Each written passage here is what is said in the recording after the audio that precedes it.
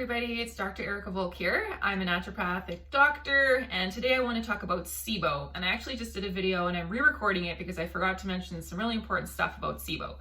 So why am I talking about Sibo? Well, first of all, it's become kind of a buzzword. If you're on social media, you probably are seeing information about Sibo all over the place. You might be learning about the Low FODMAP diet as a treatment for Sibo or irritable bowel syndrome. And I just wanted to provide some other information that might be of some benefit to you. And yeah, just kind of clear things up a little bit. So Sibo stands for small intestinal bacterial overgrowth, and it is a infection that occurs in the small intestine, which is in the name. And what happens is that we normally have different kinds of bacteria in the small intestine and the large intestine. In Sibo, what happens is some of that bacteria from the large intestine makes its way into the small intestine where it shouldn't be. And what that causes is when we're eating, because the bacteria are different, they actually ferment the foods that we're eating differently, and that can lead to lots of gas production, which for people will often present as symptoms like gas and bloating, diarrhea, constipation, or alternating between those two. We might see heartburn, we might see fatigue, headaches, maybe skin manifestations. It can be deficiencies in like iron and vitamin B12 because we're not absorbing as well. So all kinds of things can happen if we have an imbalance of bacteria in the gut. And with Sibo, we can test for this by doing a breath test. So traditionally, patients are sent home with a breath test collection kit, and they do a 24-hour prep diet, which involves basically avoiding like anything that would feed bacteria, which is all fruits and vegetables. You're allowed to eat rice, like oils and meat, basically, for 24 hours. And then when you do the actual test collection, we have you wake up in the morning, you rinse out your mouth with water or whatever, and then you do a baseline breath collection. So you're going to breathe into this little apparatus that comes with the kit and collect a breath sample at baseline. And then you drink a lactulose solution, which is like a sugar. And then we measure your breath or collect your breath every 20 minutes. And when I say we, I mean you, because you're doing this at home. Every 20 minutes, you're collecting your breath. And then following that, we send the breath samples in, i.e. you send them in to the lab. And then we find out if you have the presence of hydrogen gas or methane gas in your breath samples. And if you do, that's a positive for Sibo. And a person can have both of those gases present as well. So when we know what kind of gases you have, that helps determine the kind of treatment that's going to be best for you, because we do treat the two kinds of Sibo a little bit differently. And there's actually a third type of Sibo as well that isn't really tested yet in Canada anyway. I think there's just tests coming out now for it.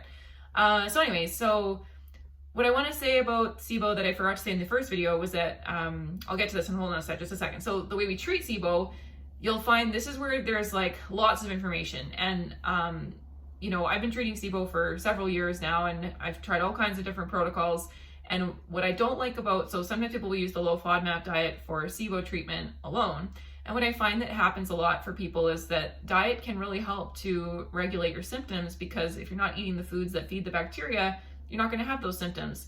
But what happens often is that people kind of narrow their diet down and down and down and down, and it gets so narrow, and then it becomes really hard to actually reintroduce those foods. So we sort of kind of narrow ourselves down to this little hole that's really hard to dig ourselves out of. And so you're just kind of stuck there. Whereas the protocol that I've been using now uses a 3-part protocol, and it works really well for patients. And we hardly have to touch diet at all, which is really nice too.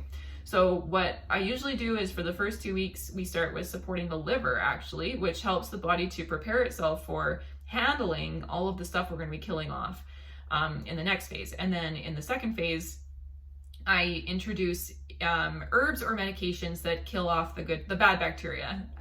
Sometimes the good bacteria will get killed off as part of that process as well. So we're going to want to replenish that. But usually we're using medications and herbs that help to clear out what shouldn't be there. And so that usually takes somewhere between 2 and 4 weeks, depending on the individual, their case. Sometimes Sibo can be really sticky and we need longer treatment, but usually 2 to 4 weeks does the trick.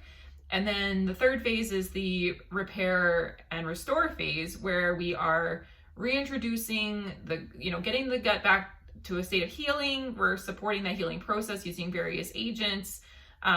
This is where we'd introduce dietary changes. And so it's a temporary change, usually just for about a month. and then we work on rehabilitating the microbiome after that. So that's kind of like the long journey of Sibo, but I have to say it's super fun to treat. One thing I didn't mention that I forgot in my last video, and I'm doing it now again, is another big important consideration with Sibo is we want to think about what caused it in the first place. Because if we don't address that question, it's really easy for people to relapse. And some common causes, one really big common cause of relapse is thyroid dysfunction. So if our thyroid is sluggish and it's leading to a sluggish bowel or delayed peristalsis in the digestive system, then that can lead to waste matter hanging around longer than we want it to, which can then ferment and cause issues.